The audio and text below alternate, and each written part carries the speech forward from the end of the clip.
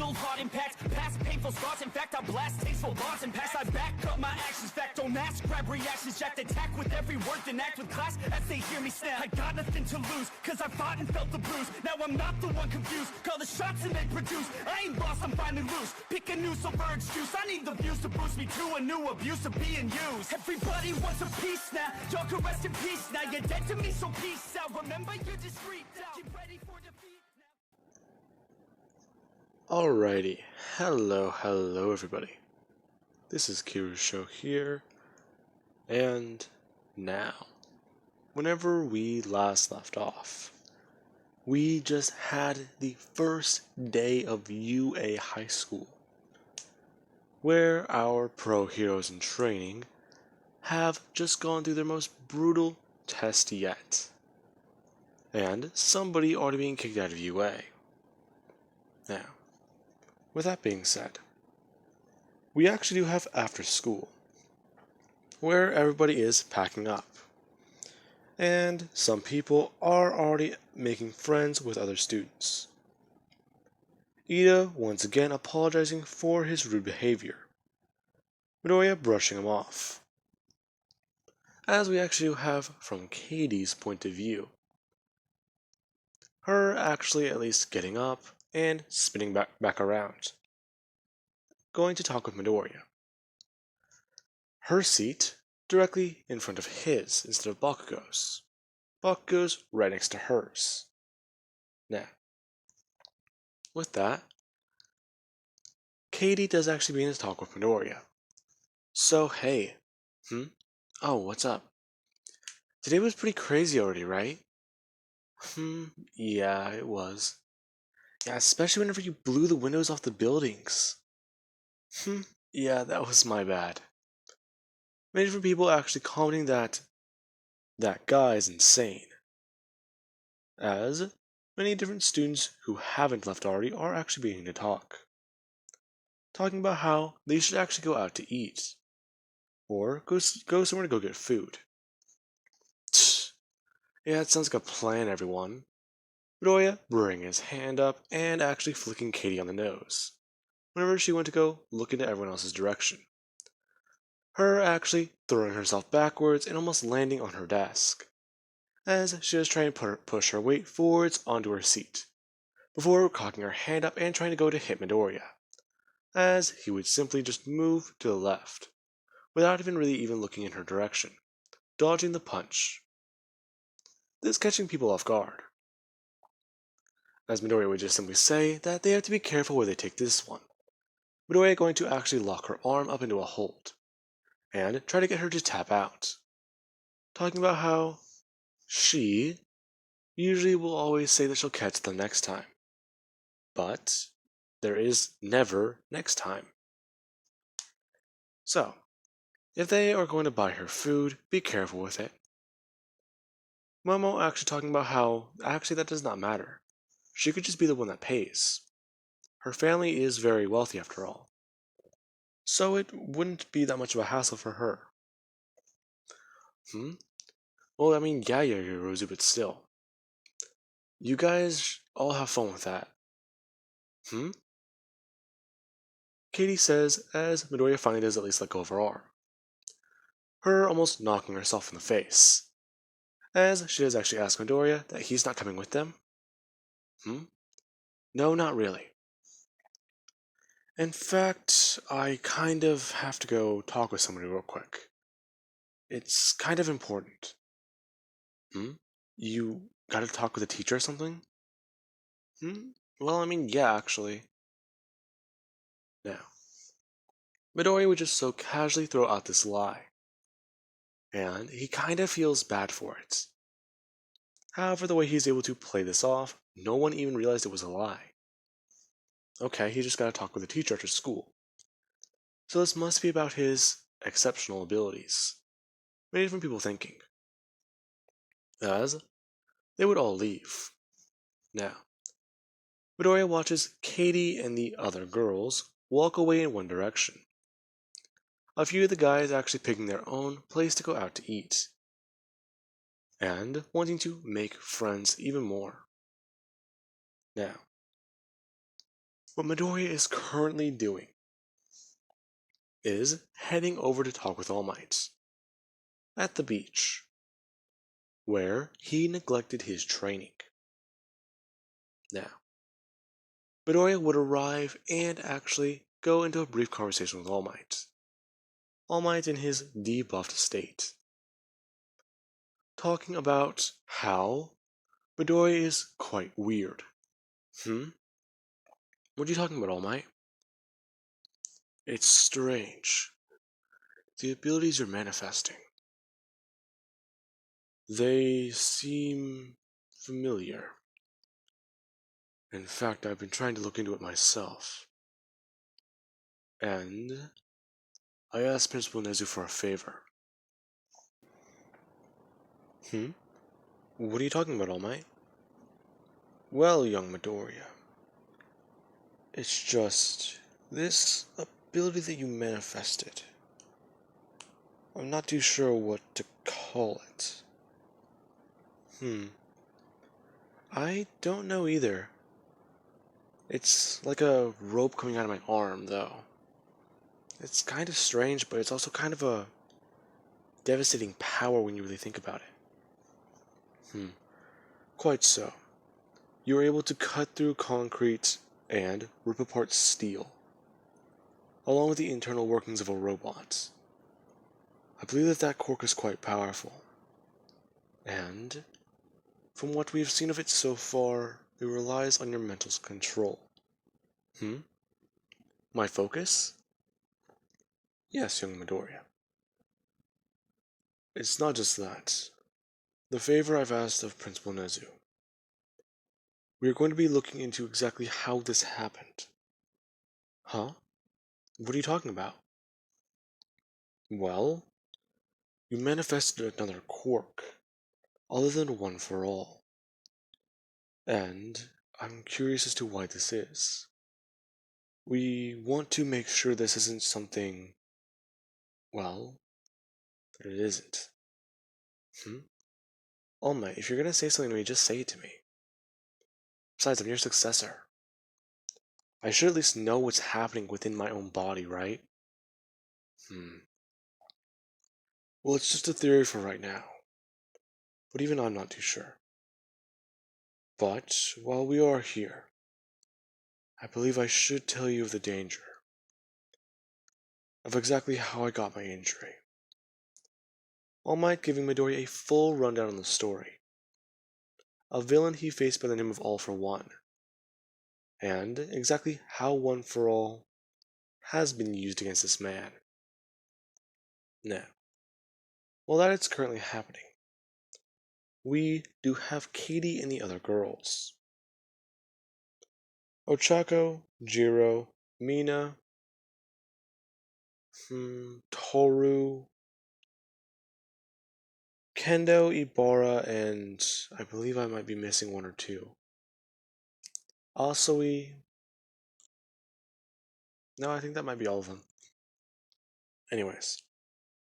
Now, all of them are actually sitting down at a table and going over exactly how things have been today and what they're all going through.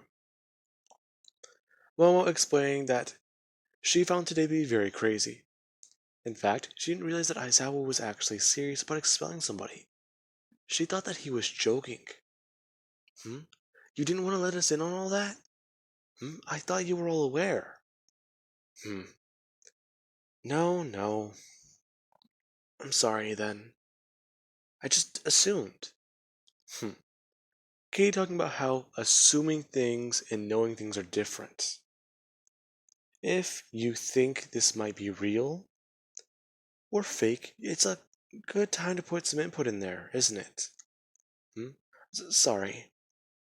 Don't worry about it. Besides, it's the way that guy acts. You don't even know what's going on through his head.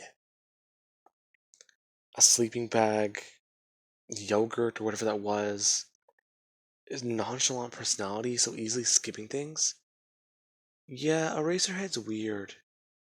Weird's an understatement. The guy'd be so creepy. Yeah, but he's gotta be a pro though, right? Plus, his quirk does have something to do with his eyes, though, so it's understandable the way he looks like hasn't slept in years. Everyone is bursting out laughing, as they all do continue eating. The conversation is going to this subject and this subject, before someone does actually bring up what happened back in the locker room. And it actually is quite funny for a few people. Gio didn't realize that whenever she told Katie to come over here and check this out, that Katie would just go off the rail and punch the wall.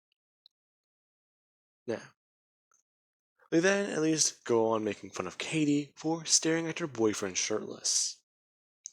This being where Katie does actually choke on her drink and almost spit it out at everyone, as she would slam it down and state that Midoriya is not her boyfriend. This surprising everybody, especially Ochako. Huh? Wait, he's not your boyfriend? But I just assumed that the way you guys act towards each other. Hmm? Why does everyone think that? Her face getting red and flustered, as she actually does go and pick up her food once more. A burger with steak fries. Her taking a bite into it, and actually going on to listen a bit more. Still a bit annoyed. Before we actually do have a joke that Mina would make, saying he's single then. Katie almost choking on her burger now. Before actually getting a bit more pissed off that they're talking the way about her best friend. Best friend? Yeah, we've been together since we were kids. Whoa, that's a long. Don't say relationship. Ha. It's very complicated with me and him. You know, we'd always go to the beach together, talk about heroes together, go see movies, hang out, have sleepovers, have parties. Well, it's just we were so attached at the hip of each other. I mean, holidays, parties, you name it. We even went to go see that one All Might movie. Oh, and the samurai movies. Oh man, those are so fun. Katie, at least, going on to ramble a bit more about all the time she spent with Midoriya. This being where somebody actually does intervene. And it is Kendo who does speak up, asking exactly why hasn't she just asked him out yet? Her actually getting red in the face, as she just simply does look down, and say that she doesn't want to ruin their friendship. Wait, really? You're serious? You're not gonna try and get with him? Hmm? Well, it's just so complicated. I mean, he was popular with some girls back in our middle school, but he never dated anyone. In fact, I always thought it was quite strange. Huh? But what about you? You didn't date any guys in middle school? Hmm? No, not really. In fact, now I really think about it, Bakugo and Midori were really the only guys I ever really hung around, or even approached me or talked with me. I had this guy once talk with me, but he just seemed so scared. Hmm. Well, that should be expected. If the way you act's any indicator, McKenna. Oh, shut up, just call me Katie. Well then, Katie. If the way you act's any indicator, then I'd say that. Well, guys might just be intimidated by you. Hmm? Intimidated by me? You're joking, right? Well, not really, no. Think about it. Strong? Tough? A good looking girl with a good figure? I don't know, those wrappings you wear didn't really give us a good estimate. Hmm? Hey, don't talk about those. Hmm? Why? Why don't you just wear a... Please stop. I didn't realize it was such a touchy subject. Samurais used to wear those all the time. Besides, it's easier for me to put my hands up and bring them up to defend myself. Especially without those in the way, you know? So you just buckle down. Kinda, yeah. I mean, Yorozu, you might want to try looking into that. People at least laughing at Yorozu for now. And her at least getting a bit more flustered. As she does think. They're talking about that now after what happened today, but they are going to hate her hero suit. Crap, I need to redesign that. Hopefully the support course will let me. Now, with that being said, we do have about roughly a few weeks later, right before the USJ, where the girls are all actually watching and sitting down, along with the guys. Them watching as Midori and Katie are both talking with each other. Now, this would be whenever somebody does have a bit of an idea,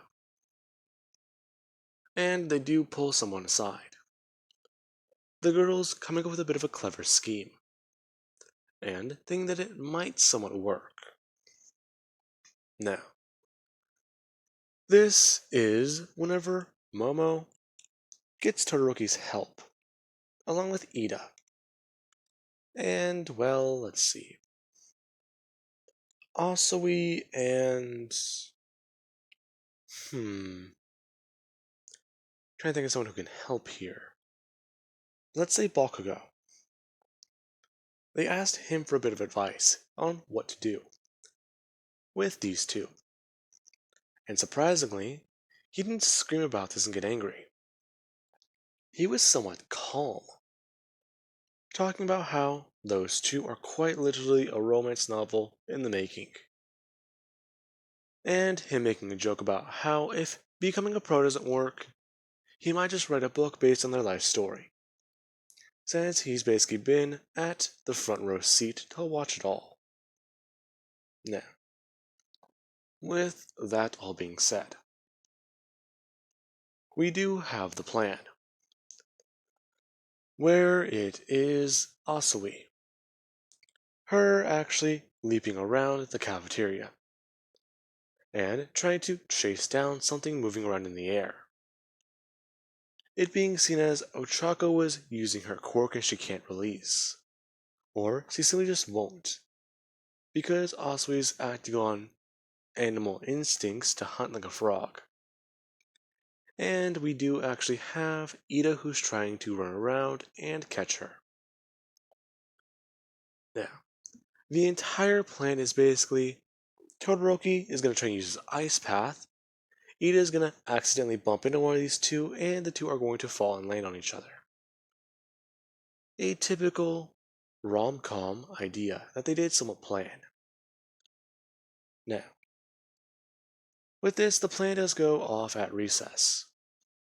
Asui tries hunting, and Ida tries running around. Todoroki causing the ice path on the floor.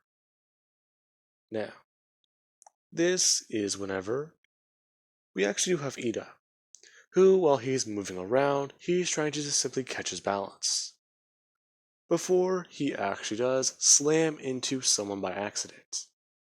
Now, Ida was going at high speeds, and as soon as he did slam into that person, he accidentally did activate his reciprocal burst. Now, with that person got hit at high speed, and was sent flying. As we do have Midoriya. Him and Katie were talking. Then all of a sudden, Ida was just sitting right there. Midoriya's danger sense going off at a high degree. It actually causing him to have a blood vessel burst in his eye, and blood begin to pour down from his left eye, as he immediately did turn and go to face in that direction. using Black Whip to reach out. Now, this did surprise everybody. Black Whip, the quirk Midoriya has been trying to learn how to maintain and control, at a small level is now quite big and large. Now, Midoriya, whenever he did reach out, immediately just tore the right sleeve off of his UA uniform, along with actually getting up onto his feet and running in that direction as well. Him creating a shockwave as he moved. Now, Midoriya was able to actually grab Katie, and the two got sent flying out of the cafeteria and landing down in UA grounds.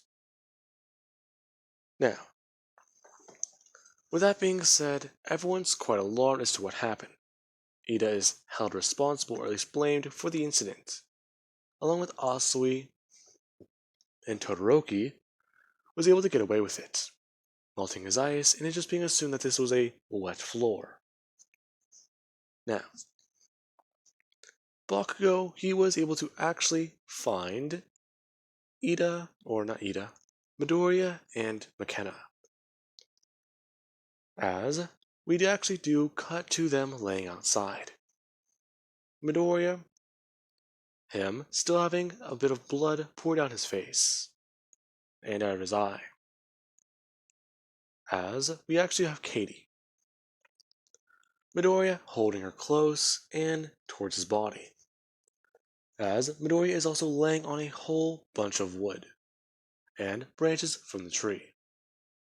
Now, Katie, she blacked out for 1 second. And we actually have Midoriya, who is just laying there. Katie finally coming to after a minute or two, as she does actually somewhat look up. Now, this is whenever she actually does try and at least sit up and rub her face. The moment she does, she actually does see Midoriya. And she's quite alarmed, realizing what happened, as she is quite literally sitting on top of him, before she does actually turn around and look up at the tree.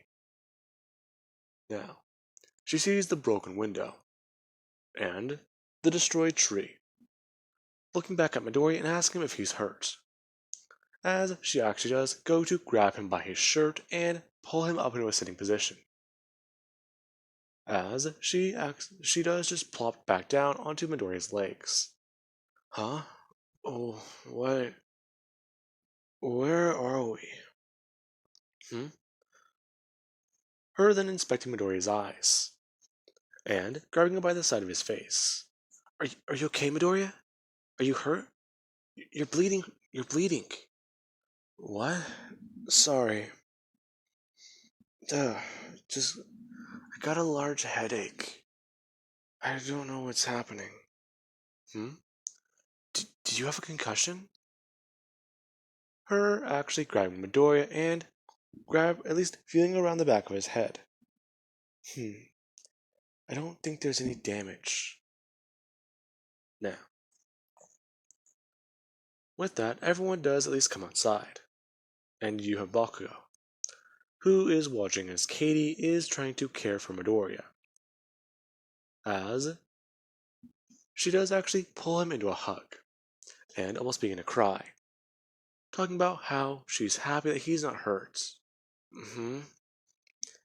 I'm not hurt. You're the one that got sent flying out of a window.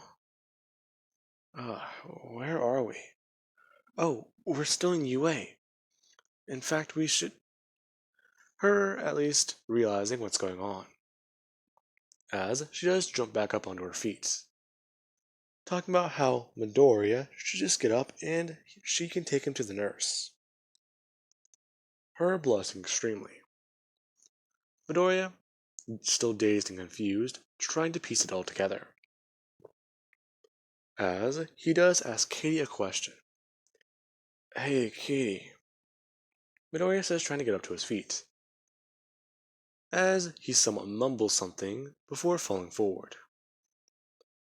Now, Midoriya tries to say what do you think about us before he's cut off by passing out? Midoriya trying to ask the question about them getting together and being cut off then. Now, with all of that being said, Katie would take Midoriya to the nurse, where Recovery Girl does actually watch over Midoriya for a minute, and treating him for most of his injuries. Now, with that, Katie would actually help Midoriya get home, and try to at least look over him as he is still healing a little bit. Now, with all that being said, I do hope you guys enjoyed, and have an amazing night. I will catch you guys in the next part.